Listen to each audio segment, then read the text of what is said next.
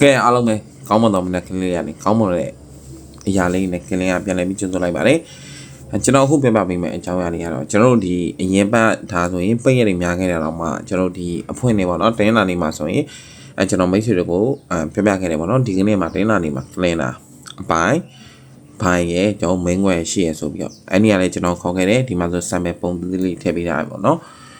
အဲ့ဒီကကျွန်တော်တို့ဒါပြောထားတဲ့အတိုင်းပဲအပိုင်းကလင်နာတော့ကလင်နာဆိုတဲ့အတိုင်းပဲကြားပေးခဲ့တယ်ပေါ့နော်အဲ့တော့ဒီတစ်ပတ်အဖွင့်မှာလည်းတေချာစီမဲ့ဒီကလင်နာအပိုင်း main နဲ့ကျွန်တော်စပါမယ်ခင်ဗျအဲ့တော့အဖွင့်ဝင်ရဲ့လူကြီးမင်းတို့ကြိုဆိုတဲ့အပိုင်း main နဲ့စပြီးတော့ main ကွက်နဲ့အပိုင်းဖိုင်ရဲ့ main ကွက်ရဲ့နဲ့အောင်ကျင်တဲ့လူတွေအများဆုံးလာခဲ့ပါ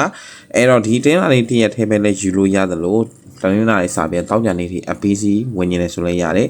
တနင်္လာနေ့ကပြီးတော့ကျွန်တော်တောက်ကြံနေဒီ APC ဝင်မယ်ဆိုရင်တော့ short သေးရှိတယ်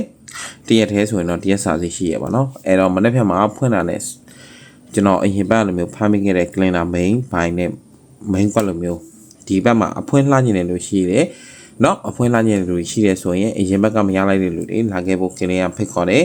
okay ပါအဲ့တော့ပြီးတော့ကျွန်တော်ဒီကနေထပ်ပြီးပြောချင်တာက free သမားတွေအတွက်တော့မကြခင်မှာကျွန်တော် video တစ်ပုဒ် free သမားတွေအတွက်တင်ပေးတော့ပါမယ်။ကဲဒါလေးကတော့